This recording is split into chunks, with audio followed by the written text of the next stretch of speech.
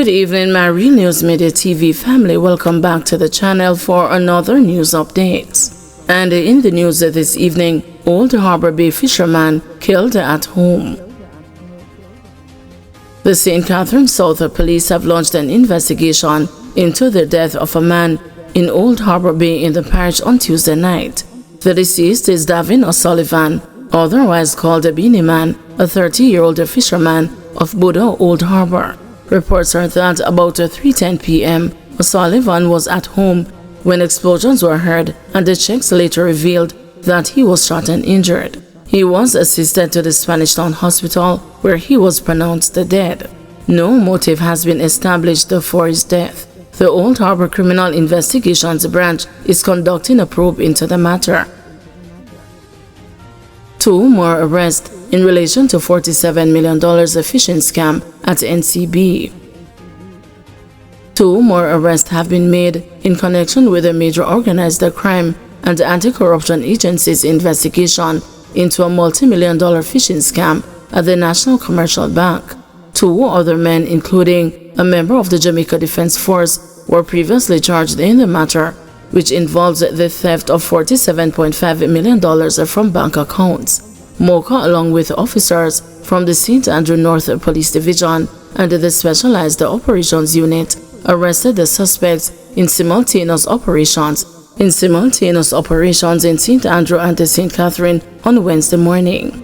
Mocha has been investigating for some time now a $47 million online banking scam involving customers at NCB.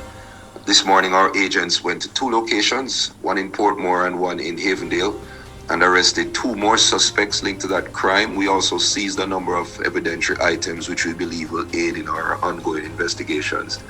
Both men are believed to be part of an organized criminal syndicate responsible for the scam. They have been taken into custody for questioning, and we expect that charges will be laid later today or possibly later this week. Trial of policewoman charged with corruption to resume on April 17. The trial of a police constable who is charged with corruption is scheduled to continue on April 17 in the St. Elizabeth Parish Court. The part-heard case, which is being held in camera to protect the witness, was adjourned on Tuesday in Balaclava. Constable Laverne Hendricks has also been charged with perverting the course of justice. The case arose out of an incident in which a 26-year-old woman alleged that she was sexually assaulted and her bank card stolen by a policeman during a routine police operation. It was reported that Constable Hendricks was the first responder on the scene. Investigators alleged that she took steps to frustrate the investigation and offer money to the complainant to drop the case. The other cop in the matter, Constable Alwyn Hill, is before the Home Circuit Court on charges including grievous sexual assault, corruptly soliciting, simple larceny, and forcible abduction. Mandeville licensed firearm holder remanded. Patrick Thompson, the licensed firearm holder who is accused of killing 2 women and injuring 3 others last month, was remanded when he made his first court appearance in the Manchester Parish Court on Wednesday. Presiding Judge Monique Harrison remanded Thompson to return to court on March 19, when a bail application is expected to be made by his attorneys Peter Champagne Casey and Samoy Campbell. Thompson, otherwise called Big T or Tomo, an engineer of Levy Lane in Manchester, is charged with 2 counts of murder, 2 counts of attempted murder, 2 counts of wounding with intent, 2 counts of assault occasioning actual bodily harm, 2 counts of assault as a common law, 2 counts of possession of firearm and ammunition with intent to commit injury, using a firearm to commit a felony, following the incident on Levy Lane on Sunday, February 23. Those killed are 42-year-old Stacey Mulgrave of Barnstable District, Manchester, and the 46-year-old Anne-Marie Hanson of Caledonia Road, Mandeville. A police report said about midnight, Thompson was at a candlelight vigil when he and a man got into an argument over a motor vehicle accident. The argument escalated, causing a crowd. It is alleged that Thompson, who is a licensed firearm holder, opened gunfire at the crowd, hitting multiple people before leaving the area. The injured individuals were assisted to the hospital, where Mulgrave and Hanson were pronounced dead and the others admitted for treatment. Former most wanted in court on murder raps.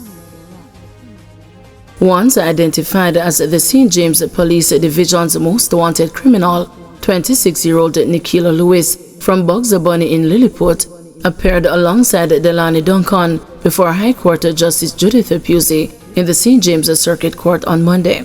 Lewis and Duncan have been implicated in 2 homicides that took place in 2020 and 2022. Lewis, who goes by the monikers Akelio and Kilo, is charged with murder and illegal possession of firearm in relation to the fatal shooting of Horatio Shakes. That attack allegedly took place in Bugs Bunny on August 18, 2020. Lewis is also charged alongside Duncan with the murder of 28-year-old Chevon Stevens and the injuring of others on January 4, 2022 at Ocean Heights in Lilliput. The charges in that case include murder, wounding with intent, and the shooting with intent. Attorneys Shernika Johnson Butler and Albert Morgan represent Lewis, while Duncan is represented by attorney Martin Thomas, who was not present in court on Monday. During the sitting, the court was informed that the prosecution's case file for Lewis, in which he is solely charged, was incomplete due to the lack of a ballistic report and a forensic certificate. In relation to the matter in which both individuals are charged, the prosecution submitted a request for special measures directions in light of Thomas's absence. Consequently, Justice Pusey adjourned both matters until April 29 and remanded Lewis in police custody. Duncan's bail was extended. According to allegations in the 2020 homicide, Stevens went into the community around 8 p.m. and was pursued by 3 assailants before being shot multiple times.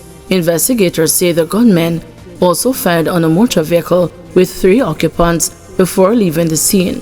One of the passengers in the vehicle received gunshot wounds. The injured individuals were taken to hospital, where Stevens was pronounced dead. Lewis was arrested by the police during an intelligence-driven operation along Reading Main Road on May 24, 2022. Trio caught occupying Chancery Hall Mansion to go on trial in May.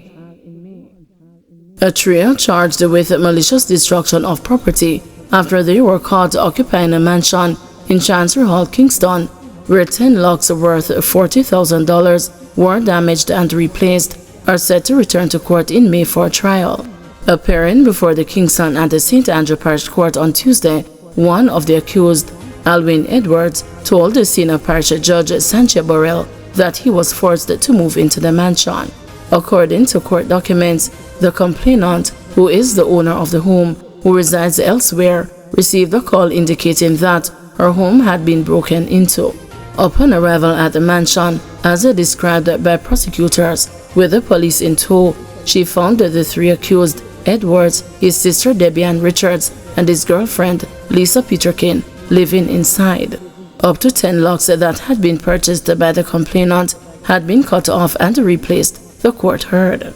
However, the couple were firm in their insistence that they had gone to the home under instructions from an individual they believed to be the owner, and they said they hadn't been there long before police came to roast them. Edwards explained that a man known to him only by the name of Chris had instructed him to take up residence in the home. "I live next door," Edwards, a gardener, explained, claiming that Chris had in the past paid him several $1,000s to keep the yard groomed. "Him forced me," Edwards explained in the courtroom, adding that Chris had been pressuring him for several months to take up lodgings at the property. Upon their arrival, Edwards said the locks had already been removed and Chris provided him with money to purchase new ones. He further revealed that he did not know Chris's last name. This admittance sent the court into an uproar as Judge Burrell said, "You should go to prison for being silly Billy. You didn't see something suspicious about that?" Appearing contrite and eager to explain, his girlfriend said they had not explored the place, which was still under construction. We went there Sunday and by Monday the ladies say at her house, we just occupy one little part, Peterkin said. The complainant, an attorney, was not present in court, nor was the third accused, Edwards' sister. A warrant was issued for both women, a bench warrant for the complainant and a warrant for the arrest of the sister. The accused are to return to court on April 1, ahead of their trial in May. Thank you everyone for watching. See you tomorrow morning at 6 a.m. for another news update.